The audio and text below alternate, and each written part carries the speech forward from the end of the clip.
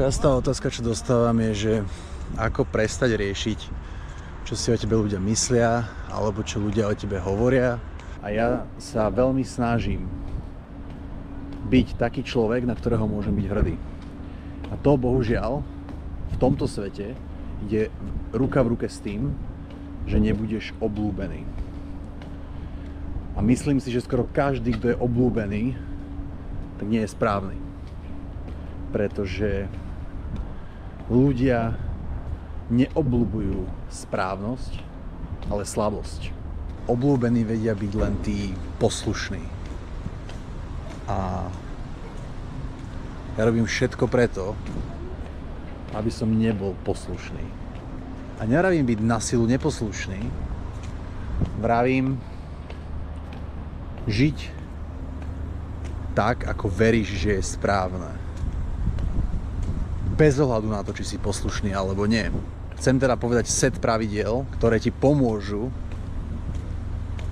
prestať riešiť to, čo si o tebe myslia a čo o tebe hovoria iní. Pravidlo číslo 1 je: musíš veriť tomu, čo hovoríš.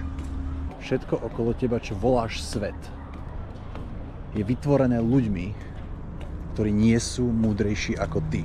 Veľa takého otálania ľudského povedať svoj názor vychádza z toho, že takto je, takto určili múdrejší ľudia. Toto nebudem spytovať. A keď sa nadstavíš, že